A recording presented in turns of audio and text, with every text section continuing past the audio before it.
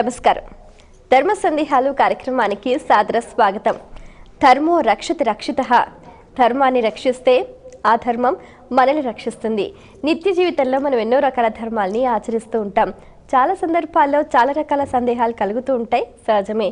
ప్రేక్షకులు వాళ్ళకు కలిగిన సందేహ నివృత్తికై ఎంతో శ్రద్ధగా మన ఈ కార్యక్రమానికి ఉత్తరాల ద్వారా, ఈమెయిల్స్ ద్వారా రాసి పంపిస్తూ ఉంటారు.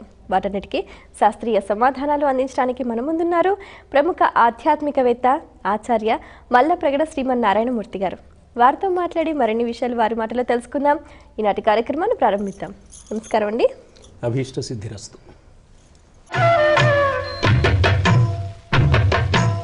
మొదటి ఉత్తరం చూద్దామండి.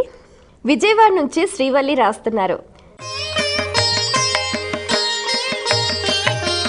దర్భాసనంపై కూర్చొని జపం చేస్తే మంచిది అంటారు, ఎందుకు తెలియచేయగలరు అంటూ రాస్తున్నారు. మామూలుగా మన సంప్రదాయంలో ఏమిటంటే, మంత్ర జపం చేసేటప్పుడు లేక దైవ ఆరాధన ఏది చేసినా ఒట్టి నేల మీద కూర్చోవద్దని, ఏదైనా ఒక ఆసనం ఏర్పాటు చేసుకోమనేది ఒక విధానం ఉంది. నాత్యుచ్ఛ్రితం నా అతినీచం చేల అజిన కుశోత్తరం అని భగవద్గీతలో పరమాత్మ ధ్యానం చేసే సాధకుడు ఏ ఆసనం మీద ఏ పద్ధతిలో కూర్చోవాలో ఒక విధానం చెప్పారు.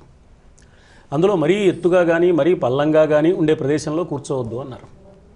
అలాగే చేలం అంటే వస్త్రం, అజినం అంటే చర్మం, కుశ అంటే దర్భ, వీటిల్లో ఏదో ఒక ఆసనం ఏర్పాటు చేసుకోమన్నారు. ఎందుకు అంటే భూమికి ఒక ఆకర్షణ శక్తి ఉంటుంది. అందువల్ల ఈ ఆకర్షణ శక్తి కారణంగా జపం చేస్తున్న వ్యక్తికి సంబంధించిన పుణ్యఫలం భూమి ఆకర్షించేస్తుంది. ఈ పుణ్యఫలాన్ని ఇతడు పొందే అవకాశం లేకుండా పోతుంది అన్నది ఒక అభిప్రాయం ఉంది. కానీ అది కేవలం విశ్వాసమే తప్ప యథార్థం కాదు అనిపిస్తుంది. ఎందుకనంటే నిజానికి భూమికి ఆకర్షణ శక్తే ఉంటే ఈ చేలాసనమో కుశాసనమో ఆపదు, దాని మించి కూడా ఆకర్షిస్తుంది. కానీ ఇందులో ఉద్దేశం ఏమిటి అంటే, నేను ఒక పవిత్ర భావంతో చేస్తున్నాను అని మానసికంగా అతన్ని సంసిద్ధుణ్ణి చేయడం కోసం. మరీ ఎత్తుగా కానీ మరీ పల్లంగా కానీ ఉండే ఆసనం మీద కూర్చోవద్దు అనడంలో కూడా ఆంతర్యం. నేను చాలా గొప్పవాడిని, ఇంత పండితుణ్ణి, సాధకుణ్ణి, ఇంత భక్తుణ్ణి అనే అధిక భావనతో, ఆధిక్య భావంతో చేయొద్దు. అలాగే పల్లంగా కూర్చోవద్దంటే న్యూనభావంతో, నాకేం తెలుసు కనుక నేను ఎందుకు పనికిరాని వాడిని కదా, నా మొర దేవుడు వింటాడా, నా మీద నన్ను కరుణిస్తాడా అనే ఆత్మ న్యూనతాభావం వద్దు. ఆంగ్ల భాషలో ఇన్ఫీరియారిటీ సుపీరియారిటీ కాంప్లెక్సెస్ లేకుండా చేయమని. అలాగే చేలము అజినము కుశ అంటే కూడా ఏదో ఒక ఆసనం ఉండాలి అంటే ఉద్దేశం. అందులో ముఖ్యంగా దర్భాసనం. దర్భలు ఇలా ముళ్ళు పొడుచుకునేలాగా ఉంటాయి. పరమాత్మను ధ్యానం చేసే సమయంలో, పరమాత్మను ఆరాధించే సందర్భంలో మానవుడు అపారమైన ఆనంద పారవస్యాన్ని అనుభవించి శరీరం అంతా రోమాలు నిక్కపొడుచుకుంటే శరీరమే దర్భాసనం అవుతుంది. ఆ స్థితిని అనుభవించమని చెప్పడం దర్భాసనం పెట్టుకోమనడంలో ఉద్దేశం తప్ప, దర్భాసనం లేదు కాబట్టి వేటికి అర్చన మానేద్దాం, దర్భాసనం ఉంది కాబట్టి చేసే సాధన ఏదో ఫలించేస్తుంది అని భ్రాంతి పడడం కోసం కాదు. అయితే ఆసనం ఏర్పాటు చేయడంలో ఉద్దేశం మాత్రం మానసికంగా అతన్ని పరమాత్మకు ఉన్ముఖంగా చేయడానికి ఈ సాధన సామగ్రి. ఆ స్థితికి వెళ్ళాక ఈ సాధన సామగ్రితో పనిలేదు. కానీ అందులో ఆంతర్యాన్ని గమనిస్తే భౌతికంగా అతన్ని సంసిద్ధుణ్ణి చేయడానికి, మానసికంగా చూస్తే ఒక సందేశాన్ని ఇచ్చి ఆ స్థితికి నువ్వు ఎదగాలి అని చెప్పడానికి దర్భాసనాన్ని ఏర్పాటు చేశారు. అలాంటివే చేలాసనం, అజినాసనం కూడా. మరి ఉత్తరం చూద్దామండి. తప్పకుండా. హైదరాబాద్ నుంచి కౌసల్య రాస్తున్నారు. మృత్తిక తిలకధారణ చెయ్యవచ్చా?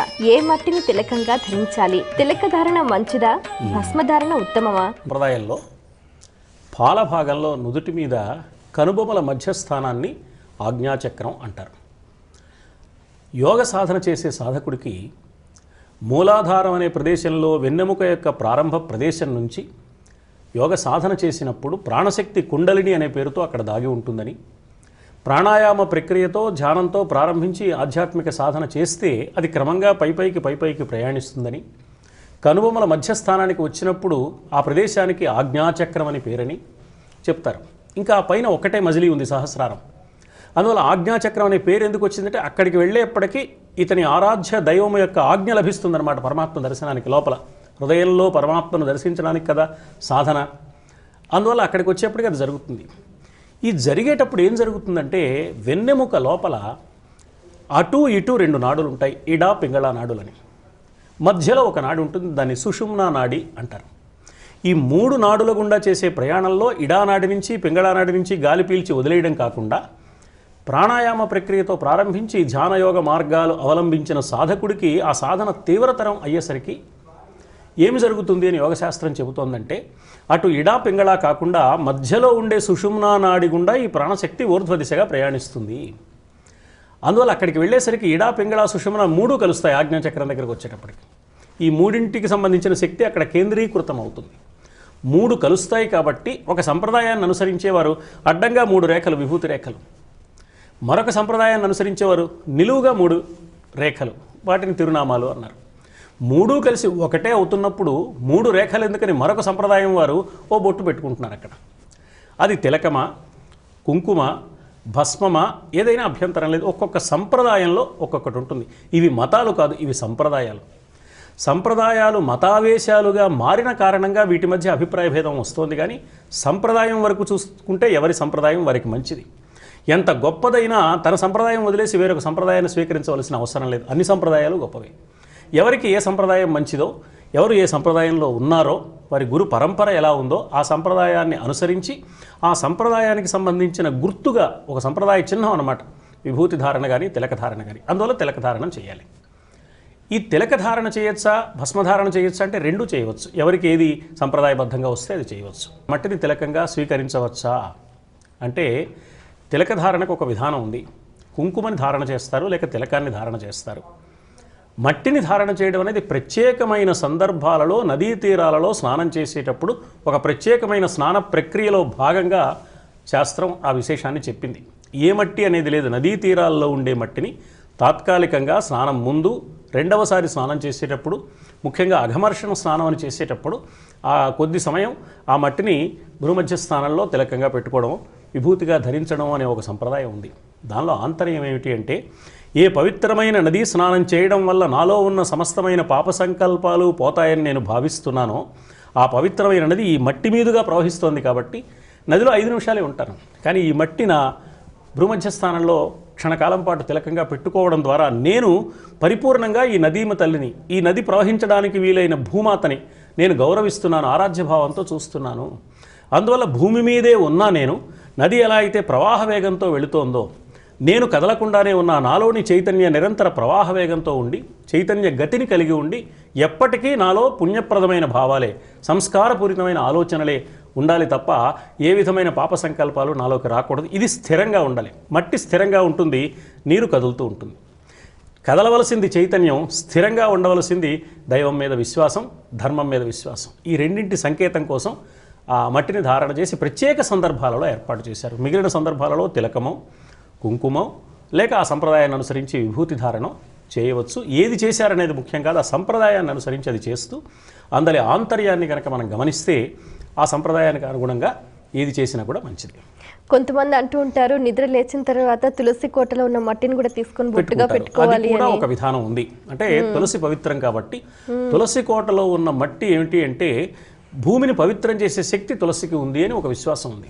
ఆ కారణంగా ఆ పవిత్రమైన మట్టిని ధారణ చేస్తే మనస్సులో పవిత్ర సంకల్పాలు వస్తాయి. ఇది ఎక్కడ భూమధ్య స్థానంలో కదా పెట్టుకుంటాం.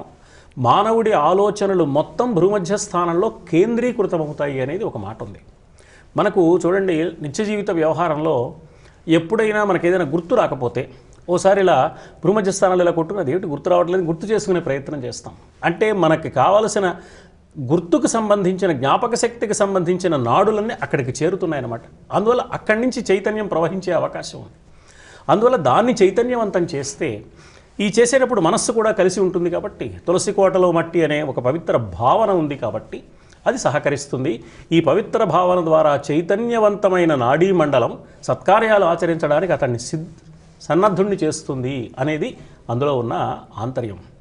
అయితే ఇక్కడ మనం గమనించవలసిన సూక్ష్మం ఏమిటంటే ఇవి చేస్తే పుణ్యం వచ్చేస్తుందనే కేవలం విశ్వాసం ఆధారంగా యాంత్రికంగా కాక హృదయపూర్వకంగా అందులోని పవిత్రతను అనుభవిస్తూ ఒక భక్తిభావంతో కూడిన అనుభూతితో కనుక నిర్వహిస్తే తప్పకుండా ఫలితం ఉంటుంది. అందులో ఏమీ సందేహం లేదు. చూద్దామండి. అలాగే కుమార్ కాకినాడ నుంచి రాస్తున్నారు. గురువు ఉపదేశం లేకుండా మహామంత్రాలను జపించవచ్చా, వివరించండి అంటూ రాస్తున్నారు. ఉపదేశం లేకుండా జపిస్తే అది కేవలం నామపారాయణం అవుతుంది. మంత్రం అనేటప్పటికీ దానికి నియమాలు ఎక్కువ ఉంటాయి. నామపారాయణకి నియమం లేదు. ఒకే విషయాన్ని, ఒకే నామాన్ని నామంగా చేయవచ్చు, మంత్రంగా చేయవచ్చు. శ్రీమాత, శ్రీ మహారాజ్ఞి, శ్రీమత్ సింహాసనేశ్వరి నామపారాయణ చేసుకుంటే ఏ నియమాలు లేవు. భక్తి ఒకటే నియమం. భక్తిగా శుచిగా శుభ్రమైన వస్త్రాలు స్నానం చేసి శుభ్రమైన వస్త్రాలు ధరించి మనకి ఇష్టమైన చోట ఇంట్లో పూజామందిరం కానీ, లేక దేవాలయంలో కానీ, లేక పూజామందిరం ఎక్కర్లేదు, ఇంట్లో ఒక శుభ్రమైన ప్రదేశంలో కూర్చుని కూడా చేయవచ్చు. కానీ మంత్రానికి అలా కాదు. మంత్రానికి అన్ని నియమాలే. ప్రతిరోజు వీలైనంత వరకు ఒకే సమయంలో చేయాలి, ఒకే ప్రదేశంలో చేయాలి సాధ్యమైనంత వరకు. ఇంత మాత్రమే కాకుండా ఉపదేశం పొంది మాత్రమే చేయాలి. ఎందువల్ల అంటే మంత్రం అనేది కేవలము అక్షర సముదాయం కాదు. నామపారాయణంలో కేవలం అక్షరాలు మాత్రమే ఉంటాయి. మంత్రం అనేప్పటికీ అందులో దైవ సంబంధమైన ఒకానొక దివ్య శక్తిని బీజాక్షరాల ద్వారా ప్రవేశపెట్టారు మహర్షులు. ఆ శక్తి అందరికీ తొందరగా లొంగేది కాదు. ఆ మంత్రాన్ని విశేషంగా సాధన చేసిన గురువులకు మాత్రమే అది ఇవ్వడానికి అవకాశం ఉంటుంది. వారి ద్వారా మాత్రమే మనకు అది రావాలి. ఇప్పుడు మనకు అర్థం కావాలంటే బ్యాటరీ లైట్ ఎవరైనా చేత్తో పట్టుకోవచ్చు. కానీ విద్యుత్ దీప స్తంభం మీదకి వెళ్ళి ఆ విద్యుత్ దీపం మీద ఆ స్తంభం మీద సరిచేయవలసినవి ఏమైనా ఉంటే లైన్మెన్ మాత్రమే ఎక్కాలి. ఆ చేతులకు ఏవో కొన్ని తొడుగులు అవి వేసుకుని కొన్ని జాగ్రత్తలు తీసుకుని రక్షణకు భద్రతకు సంబంధించిన కొన్ని జాగరూకతలు పాటిస్తూ ఆ పని చేయాలి. రెండూ వెలుగునిచ్చేవే, కానీ దీనికి దానికి తేడా ఉంది. నామపారాయణ అందరూ అన్ని సమయాల్లో ఎలాగైనా చేయవచ్చు. ఏ ఉపదేశంతో పని లేదు, భక్తి ప్రధానం. కానీ మంత్రానికి అలా కాదు. మంత్రానికి కొన్ని నియమాలు ఉన్నాయి, కొన్ని విధానాలు ఉన్నాయి. దేశ నియమం ఉంది, కాల నియమం ఉంది, ఉపదేశ నియమం ఉంది. ఒకే ప్రదేశంలో ఒకే సమయంలో ఉపదేశాన్ని పొంది చేయాలి. తర్వాత ఆ మంత్రంలో ఎన్ని అక్షరాలు ఉన్నాయో అన్ని లక్షలు కనీసం చెయ్యాలి. అప్పుడు మాత్రమే మంత్రము సిద్ధిస్తుంది అనే అభిప్రాయం కూడా మంత్రశాస్త్రంలో స్పష్టంగా తెలియజేశారు. అందువల్ల ఉపదేశం మంత్రానికైతే మాత్రం అవసరం. ఉపదేశం లేకపోతే అది నామపారాయణం అవుతుంది అంతే, అంతకన్నా లేదు. మంత్రం కాదు. చేస్తే తప్పని కాదు, కానీ అది మంత్రం కాదు, అది గమనించాలి. మరి ఉత్తరం చూద్దామండి. అలాగే దీపక్ రాజమండ్రి నుంచి రాస్తున్నారు. శుక్రాచార్యులు దేవశత్రువులైన రాక్షసులకు గురుత్వం వహించడం ఏంటి తెలియచేయగలరు అంటూ రాస్తున్నారు. శుక్రుడు మనకి నవగ్రహాల్లో ఒక శుక్రుడు కనిపిస్తాడు. ఈ శుక్రుడు మహామేధావి. రాక్షసులకు చాలా తెలివితేటలు ఉన్నాయి. కానీ ఎన్ని తెలివితేటలున్నా దేవతల ముందు వాళ్ళు దెబ్బతింటున్నారు. అందుకని బాగా మేధావి అయిన గురువు కావాలి అని శుక్రాచార్యుల వారిని గురువుగా ఎన్నుకున్నారు. మనకి భగవద్గీతలో 10వ అధ్యాయంలో విభూతి యోగంలో కవీనాం ఉశనా కవి అని పరమాత్మ చెప్పాడు. కృష్ణ భగవానుడు కవి అంటే అక్కడ మేధావి అని, తెలివైనవాడు అని. బాగా మేధావి అంటే ఎత్తులకు పై ఎత్తులు వేసి తన శిష్యులకు విజయాన్ని కలిగించడానికి ఏమి చెయ్యాలో అది చేయగలిగిన ప్రజ్ఞాపాఠవాలు కలిగినవాడు. ఇలా కలిగిన వారిలో అందరికంటే గొప్పవాడు ఎవరు అంటే శుక్రాచార్యుడు. అందుకని నేను మేధావులలో శుక్రాచార్యుడిని అని చెప్పాడు పరమాత్మ. అంటే అంతటి మేధావి ఉంటే తప్ప రాక్షసులకు దేవతల మీద విజయం సాధించడానికి అవకాశం ఉండదు. కేవలం కండబలం చాలదు, బుద్ధిబలం కూడా కావాలి. అందువల్ల దేహబలంతో పాటు బుద్ధిబలం కూడా ఉన్నప్పుడు మాత్రమే దేవతలను జయించడానికి అవకాశం ఉంటుందని వాళ్ళ అభిప్రాయం. అందుకని శుక్రాచార్యుడిని ఎన్నుకున్నారు. వాళ్ళ కోరిక మేరకు శుక్రాచార్యుడు ఆ రాక్షస గురుత్వాన్ని స్వీకరించాడు. చాలా సందర్భాలలో రాక్షసులకు సమస్యలు వచ్చినప్పుడు, దేవతల చేతుల్లో వాళ్ళు ఓడిపోయినప్పుడు శుక్రాచార్యుల వారి సలహా మేరకే వాళ్లకు విజయం లభించింది. ఇప్పుడు అమృతం దొరకలేదని వాళ్ళు బాధపడ్డప్పుడు, విష్ణుమూర్తి మోసం చేశాడు, మాకు అమృతం లేకుండా పోయిందన్నప్పుడు కూడా శుక్రాచార్యుల వారి సలహా ప్రకారమే ఆ రాక్షసరాజు, అప్పటి రాక్షసరాజు పేరు ఇంద్రసేనుడు, ఆయన గొప్ప యజ్ఞం చేశాడు, విశ్వజిత్ యాగమని. ఆయనే చేయించాడు శుక్రాచార్యుడే. అప్పుడు అపారమైన బల సామర్థ్యాలు వచ్చాయి. అంత బలం వచ్చేప్పటికి ఆయన బలి అయ్యాడు. బలం కలిగిన వాడు బలి అయ్యాడు. బలి చక్రవర్తి కథ అది. ఇలా ఎప్పుడు రాక్షసులకు సమస్య వచ్చినా ఆ సమస్య నుంచి బయటపడి వాళ్ళు అభ్యుదయం పొందడానికి శుక్రాచార్యుల వారు సలహా ఇస్తూ వచ్చారు. శుక్రాచార్యుల వారి సలహా మేరకే రాక్షసులకు ఎప్పుడైనా విజయం లభించింది. ఆ రాక్షసులందరికీ శుక్రాచార్యుడి మీద అపారమైన గురుభక్తి ఉంది.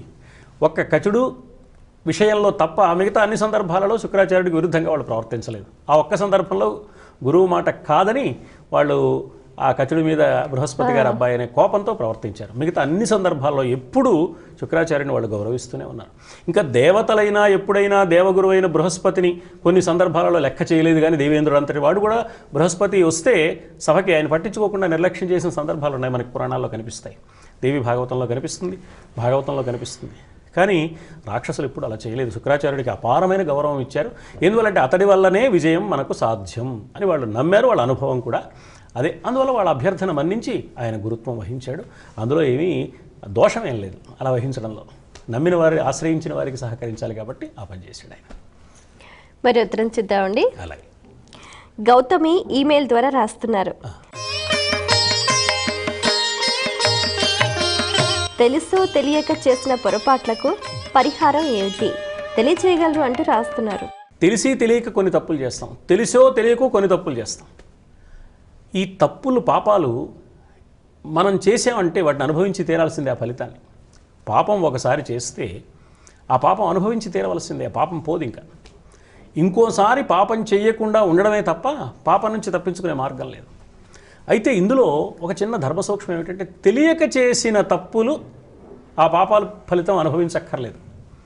ఈ రకరకాల శాంతి ప్రక్రియలు ఉన్నాయి పాప నిర్మూలనం చేసేవి. ఇప్పుడు నదీ స్నానాలు చేసేటప్పుడు, సముద్ర స్నానం చేసేటప్పుడు అఘమర్షణ స్నానము అని ఉంది.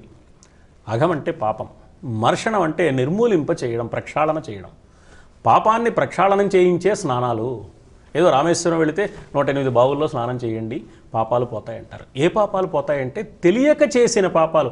పాపం చేస్తున్నామని తెలియక వీళ్ళు చేశారు ఏదో పాపం, అది మంచి పని చేశారు, మంచి పని అనుకుని చేశారు, లేకపోతే ఏదో కారణం వల్ల చేశారు, అది పాపము, అది చేయకూడదని వీళ్ళకి తెలియదు. అలాంటి పాపాలు పోతాయి. కానీ ఉద్దేశపూర్వకంగా ఒక పథకం పన్ని ఒక పద్ధతి ప్రకారం చేస్తే ఆ పాపాలు ఏమి చేసినా పోవు. అందువల్ల తెలుసో తెలియకో చేసిన పొరపాట్లు పోవడం అంటే తెలియక చేసిన పొరపాట్లు పోతాయి, తెలిసి చేసిన పొరపాట్లు పోయింది. ఎందుకంటే పొరపాట్లు కావవి ఉద్దేశపూర్వకంగా చేసిన మహానేరాలు. ఇది కేవలం మన సంప్రదాయంలో చెప్పిన మాట మాత్రమే అనుకోవాల్సిన పని లేదు. ఇవాళ న్యాయశాస్త్రంలో కూడా ఒక న్యాయమూర్తి ఒక హంతకుడికి శిక్ష విధించేటప్పుడు ఒక ప్రత్యేకమైన పరిస్థితుల్లో ఆత్మరక్షణ కోసమో తనకు తెలియకుండానో అనుకోకుండా ఇలా జరుగుతుందని ఊహించకుండా ఇతడి వల్ల హత్య జరిగితే విధించే శిక్ష చిన్నదిగా ఉంటుంది. ఒక ఉద్దేశపూర్వకంగా ఓ పథకం పన్ని ఓ కుట్ర వేసి ఒక పెద్ద ఆలోచనతో కనుక చేస్తే దానికి పెద్ద శిక్ష ఉంటుంది, మరణశిక్ష దాకా ఉంటుంది. ఎందుకు ఇలా చేశారు అంటే మనస్సు అందులో ఉన్నదా లేదా అన్నది ముఖ్యం, చేసిన పని ముఖ్యం కాదు. ఒక వ్యక్తి ఇలా చేయి చాచాడు, పక్క వాళ్ళకి తగిలింది, అతన్ని గాయపరచాలని అతని ఉద్దేశం కాదు, అది నేరం కాదు. పని కట్టుకుని కొడితే అది నేరం. ఇలా మామూలుగా మనం సాధారణమైన పరిజ్ఞానం, లోక పరిజ్ఞానాన్ని దృష్టిలో ఉంచుకుని ఉద్దేశపూర్వకంగా చేసిన వాటికి మాత్రం పరిహారం లేదు, ఏమి చేసినా అనుభవించవలసింది. మరి ఎందుకండి పుణ్యకార్యాలు చేయడం అంటే ఉద్దేశపూర్వకంగా చేసిన పాపాలకు పరిహారం లేదు కాబట్టి ఇహ నుంచి చేయకుండా ఉండాలి. చేయకుండా ఎలా ఉంటాడు? మనస్సు పాపాల వైపే నడిపిస్తుంది, ఆ మనస్సుకు అలవాటైపోయింది అది. అందుకని మనస్సుని పాప సంకల్పాల నుంచి రక్షించాలి అంటే ఒక సంస్కార బలం కావాలి. అది పుణ్యకార్య ఆచరణ వల్ల లభిస్తుంది. అంతవరకే దాని ప్రయోజనం. ఇక నుంచి చేయకుండా ఉండడానికి మనస్సును సిద్ధం చేస్తుంది తప్ప చేసేసిన పాపాలు అనుభవించవలసింది. అయితే ఈ ప్రాయశ్చిత్త కర్మలు కానీ, అఘమర్షణ స్నానాలు కానీ, శాంతి కలాపాలు కానీ ఏం చేస్తాయి అంటే తెలియక చేసిన పాపాలను పోగొడతాయి. అది కూడా మంచిదే కదా, తెలియక మనం చాలా చేసి ఉండొచ్చు, అవి పోతాయి. అందువల్ల ఆ ప్రక్రియను మనం అవలంబించడంలో ఏమీ దోషం లేదు. అంటే అందరూ సులువుగా అవలంబించే శాంతి ప్రక్రియలు ఇంకేమన్నా ఉంటాయా అండి? అందరూ సులువుగా అవలంబించవలసిన శాంతి ప్రక్రియ ప్రధానంగా మనస్సులో ప్రాయశ్చిత్త భావాన్ని పొంది దైవ పూజ చేసే వేళలో నేను చేసిన సమస్తమైన అపరాధాలను క్షమించమని మనఃపూర్వకంగా దైవాన్ని ప్రార్థించడం. ప్రార్థించేస్తే ఆయన క్షమించేశాడు కాబట్టి కొత్త తప్పులు చేయడానికి అది అనుమతి అనే ఉద్దేశంతో చేస్తే ప్రయోజనం లేదు. ఒకసారి ఆ ప్రార్థించిన తర్వాత ఈ భావన మనస్సులో స్థిరంగా నిలబడి ఇకపై తప్పులు చేయకుండా ఉంటూ చేసిన తప్పులు మాత్రం పోగొట్టమని భగవంతుని ప్రార్థించవచ్చు, ఆ ఫలితం రాకుండా చేయమని. అది కొంతవరకు తెలియక చేసిన నేరాలు పోగొడుతుంది. అది కూడా ఉద్దేశపూర్వకంగా చేసిన నేరాలు ఏ వ్యక్తి ఎంతటి వాడైనా అనుభవించి తీరవలసిందే అని పురాణాలు స్పష్టంగా కథల ద్వారా, ఉదాహరణల ద్వారా చెప్పాయి. అందువల్ల దానికి తిరుగులేదు. చాలా సంతోషం అండి. మీ అమూల్యమైన సమయాన్ని కేటాయించి మా ప్రేక్షకుల ధర్మ సందేహాలకు శాస్త్రీయ సమాధానాలు అందించినందుకు ధన్యవాదాలు. వీక్షించారు కదండి, ఇది ఇవాల్టి మన ధర్మ సందేహాలు కార్యక్రమం. మీకు కూడా ఏమైనా ఆధ్యాత్మిక ధర్మ సందేహాలు కలిగితే మా ఈ కార్యక్రమానికి మీ సందేహాలని క్లుప్తంగా, సూటిగా, స్పష్టంగా పోస్ట్ కార్డ్పై లేదా ఈమెయిల్ ద్వారా రాసి పంపించండి. మా చిరునామా ధర్మ సందేహాలు, కేర్ ఆఫ్ భక్తి TV, road number 92, Jubilee hills, Hyderabad 5,96,000. మా ఈమెయిల్ ఐడి bhaktihyd@gmail.com. మరో కార్యక్రమంలో మీ సందేహాలు మా పండితుల సమాధానాలతో మళ్ళీ కలుసుకుందాం. అంతవరకు సెలవు. నమస్కారం.